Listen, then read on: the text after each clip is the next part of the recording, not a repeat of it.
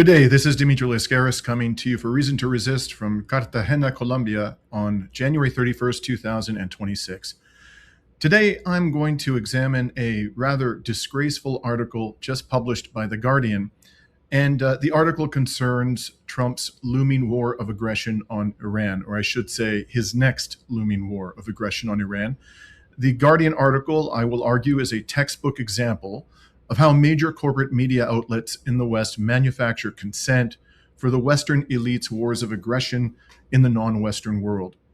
But before I get into it, I'd just like to remind you that if you find this report to be informative, please do like and share it. And if you're not already a subscriber to Reason to Resist, we warmly encourage you to become one to help us expand the reach of our unapologetic brand of resistance journalism.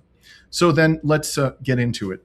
The article from The Guardian is titled "Threat of Iran-US War Escalates as Trump Warns Time is Running Out for a Deal." And you can see the headline article of the article here up on the screen.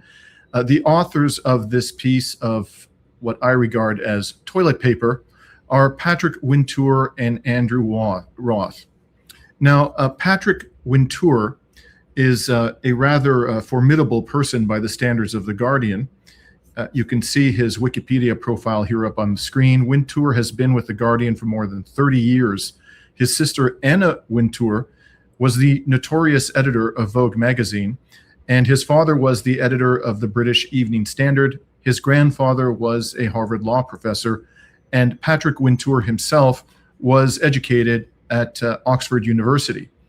Wintour is reported to have sources deep inside the British Labour Party. That, of course, is the party that co-led the criminal war of aggression on Iraq and has enabled over 2+ years in every imaginable way Israel's ongoing genocide in occupied Palestine. When you add it all up, I think we can safely say that Wintour is a member of the British elite. And my own view is that few, if any, elites in the world today have caused as much human suffering over the past 500 years as the British elite. These people, if we can call them that, are truly scraped off the bottom of the human barrel. Now, the other author of this article, as I mentioned, is Andrew Roth. Roth, whose LinkedIn profile is here up on the screen now, he is The Guardian's global affairs correspondent. He's based in Washington, was educated, like Wintour, at an elite university. In his case, Roth's case, that university was Stanford. The best summary that I can give of the Wintour Roth piece of toilet paper is as follows. Trump is demanding that Iran negotiate severe limits on its nuclear program. Unless Iran comes to the negotiating table and agrees to limits on its nuclear program that Donald Trump, in his infinite wisdom, deems acceptable, then Trump will have no alternative but to attack Iran again. Iran's government, according to unnamed activists, just massacred 30,000 people and has been severely weakened by the unrest and an economic crisis, but it refuses to negotiate with a gun pointed at its head. So that, in my view, is the gist of the article. In a nutshell, the article takes seriously Trump's claim that his primary goal is to prevent Iran from developing nukes, and then implicitly places responsibility for this crisis on Iran, which it paints not only as unreasonable, but as murderous. Now, to demonstrate that this is the gist of the article, I'm going to share with you a few key extracts from it, and I'll also comment, and this is very important, on what the article does not say. So here are the first 4 paragraphs of the Wintour-Roth article. They say that the prospects of a war between the U.S. and Iran appeared to loom closer after Donald Trump told Tehran time was running out and that a huge U.S. armada was moving quickly towards the country, quote, with great power, enthusiasm, and purpose, close quote. Writing on social media, the U.S. president said on Wednesday that the fleet headed by the aircraft carrier Abraham Lincoln was larger than the one sent to Venezuela before the removal of Nicolas Maduro earlier this month and was prepared to rapidly fulfill its mission with speed and violence if necessary, blah, blah, blah. Trump said, hopefully Iran will quickly come to the table and negotiate a fair and equitable deal. No nuclear weapons, in caps. One that is good for all parties. Time is running out. It is truly of the essence. As I told Iran once before, make a deal. They didn't. And there was Operation Midnight Hammer, a major destruction of Iran. The next attack will be far worse. Don't make that happen again. So, as I mentioned, these are the first 4 paragraphs of the article. And as you can see, the authors begin it by highlighting Trump's claim that he's threatening to wage war on Iran because of his concerns or purported concerns about Iran's nuclear program. Nowhere in this lengthy 31-paragraph article do the authors recite any of the facts that might lead a reasonable observer to conclude that Trump is lying about his reasons for threatening Iran. What are those facts? Well, here's some of them, those that I regard as the most salient ones at any rate. First, in 2003, the supreme leader of Iran issued a fatwa prohibiting the production or use of any form of weapon of mass destruction. Now, whatever you may think of Ayatollah Khamenei, all indications are that he is a deeply religious man and that his fatwas are intended to be taken seriously by those under his command. Second, Western intelligence agencies confirmed years ago that Iran does not have nuclear weapons and does not seek to develop nuclear weapons. Third, during the second Obama administration, the government of Iran entered in the Joint Comprehensive Plan of Action, or JCPOA, which obliged Iran to limit enrichment of uranium to below 4%, far below weapons-grade enrichment. Moreover, the International Atomic Energy Agency, which has proven itself, at least at the leadership level, to be quite hostile to the government of Iran, certified at the time that Trump entered the White House that Iran was complying with the JCPOA. Despite the IAEA's assurance, Trump tore up the deal shortly after he entered the White House in early 2017. In addition, Iran continued to allow highly intrusive IAEA inspections until last year. It continued to allow those inspections even after Trump, with no justification whatsoever, tore up the JCPOA during his first administration. It suspended those inspections only after Israel and the United States launched a criminal war of aggression on Iran. And they launched that war of aggression on Iran in June of last year, at a moment when Iran was negotiating with the US over its nuclear program. Given that Trump had basically trashed the JCPOA with no justification when Iran was complying with the agreement, it was a major concession for Iran to negotiate at all additional limits on its nuclear enrichment program during the second Trump administration. And despite the enormity of this concession, the Trump and Netanyahu regimes attacked Iran anyway. Finally, Trump claimed only 6 months ago and repeatedly after that the U.S. attacks on Iran in June of last year had obliterated Iran's nuclear program. And Trump has not cited any credible evidence that that program has recovered from the so-called obliteration that he claims to have administered to the program. Now, as I say, Wintour and Roth recite none of these facts in their long 31-paragraph article. Had they done so, a reasonable reader would be highly skeptical about Trump's claim that he is contemplating another attack on Iran out of concern for its nuclear program. The closest that Wintour and Roth come to expressing any kind of skepticism of Trump's claim is this paragraph. I'll read it out for you for those who can't see it. It was the starkest indication yet from Trump that he intends to mount some kind of military strike imminently if Iran refuses to negotiate a deal on the future of its nuclear program.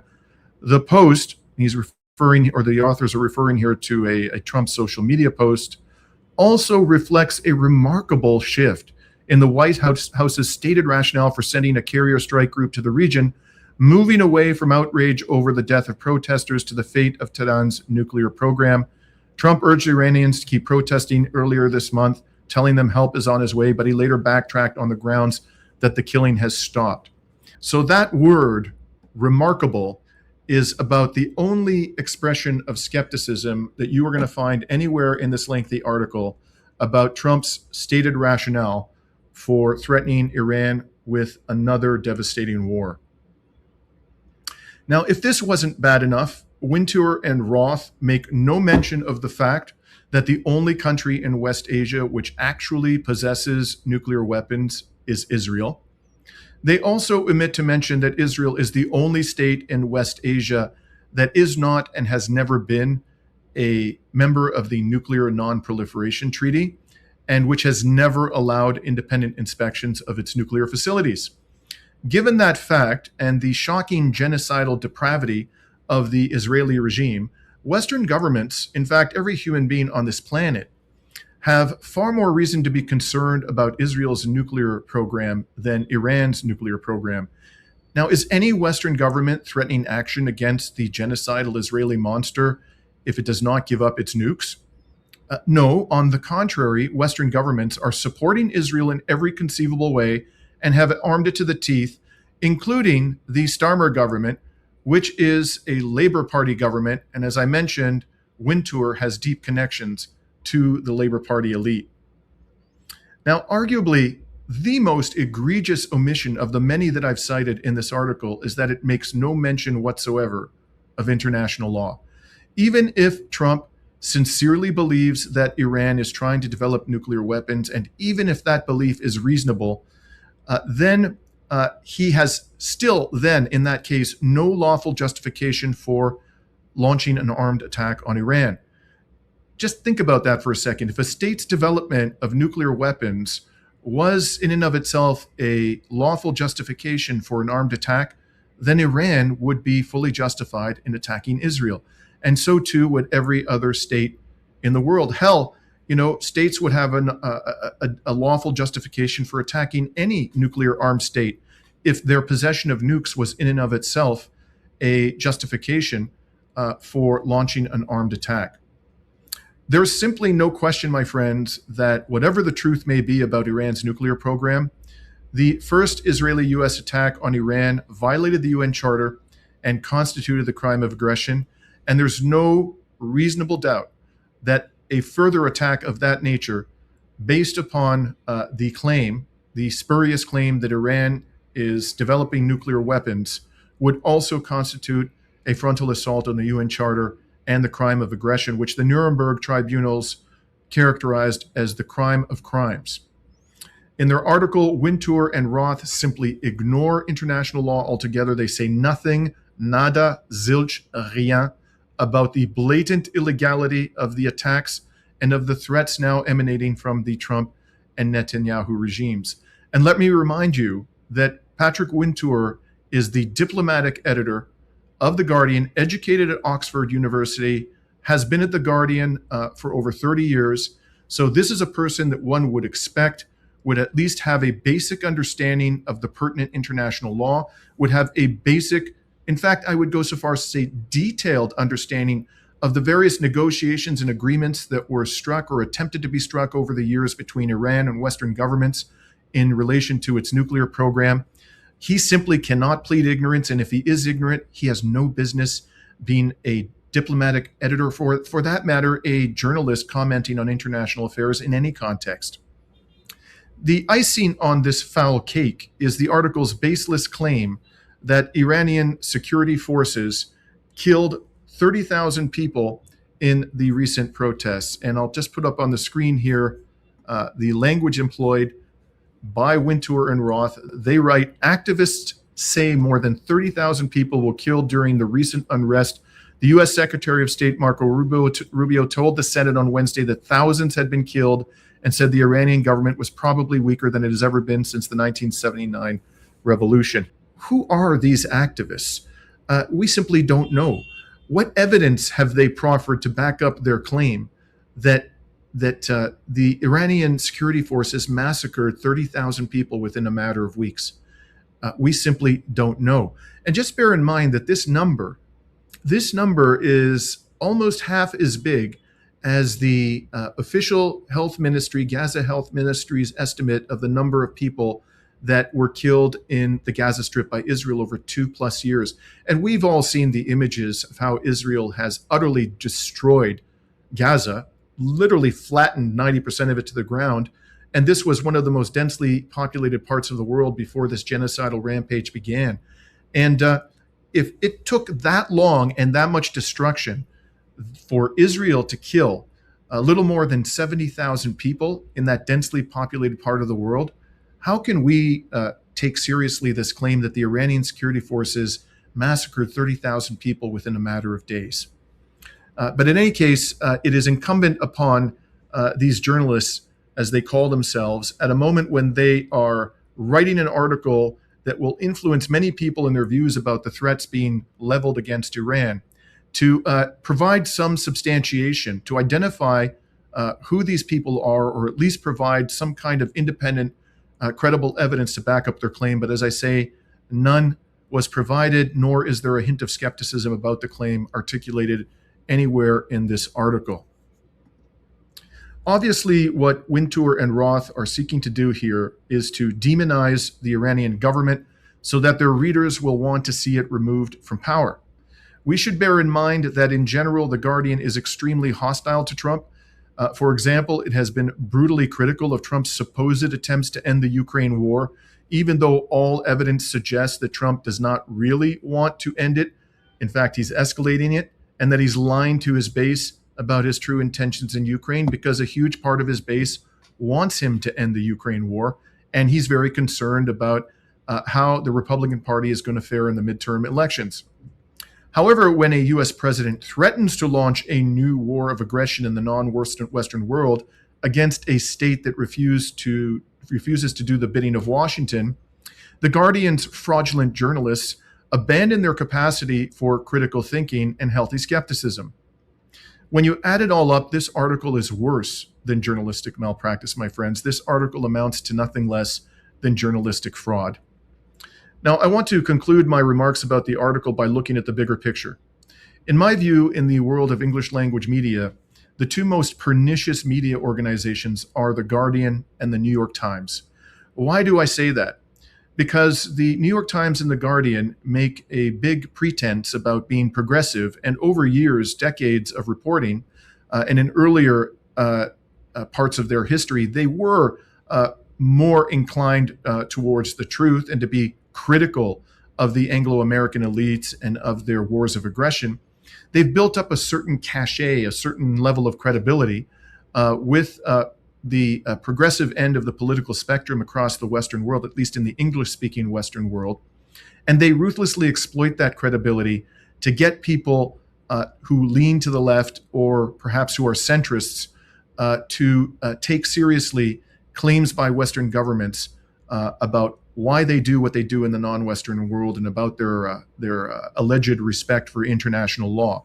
So because of this credibility, which they retain to some degree amongst that constituency, I think they're even more harmful to the public discourse than hard right media organizations like Fox News, which make little, if any, pretense of caring about international law, caring about people outside of the Western world, and therefore have zero credibility with a large swath of the population, at least that swath of the population that leans to the left or is situated in the political center. So since I'm on the subject of the depravity of the corporate media, I want to share with you an analysis just published by Fairness and Accuracy in Reporting, or FAIR. And I've put up on the screen here the headline. The FAIR analysis reports as follows. Since President Donald Trump declared that the war in Gaza is over on October 3rd, 2025, U.S. news outlets' interest in the occupied territory has plummeted. In a FAIR search of U.S.-related news sites using Media Cloud and News Media Database, coverage of Gaza post-ceasefire agreement averaged just 1.5% of the news whole, significantly less than the level of coverage before the agreement. From July 2nd through October 1st, 2025, mentions of Gaza appeared in 2.3% of news stories in Media Cloud's U.S. national data set, which indicates 248 online outlets. Starting October 2nd, the day before the ceasefire agreement, the coverage in the next 3 weeks jumped to an average of 4.5%. For the following 3 months, October 23rd to January 22nd, that average dropped to 1.5%, which is less than 2/3 of the level of coverage it received prior to the ceasefire agreement.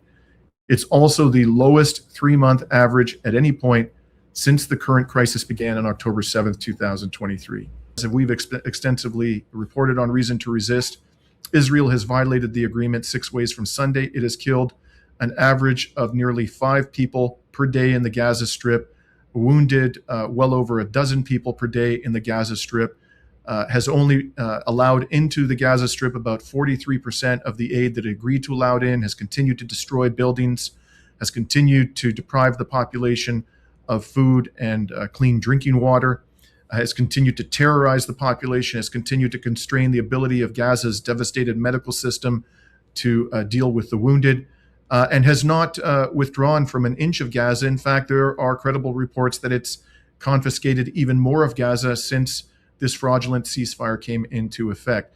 The genocide, by any rational measure, is ongoing, and yet just because the Donald declared that there was a ceasefire and he had delivered a once-in-millennium peace to the region of West Asia, the obedient lapdogs in the corporate media have done everything they can to bury Israel's crimes in the Gaza Strip. So there you have it, folks. The corporate media wants us to bury the genocide while manufacturing consent for another U.S. war of aggression in West Asia.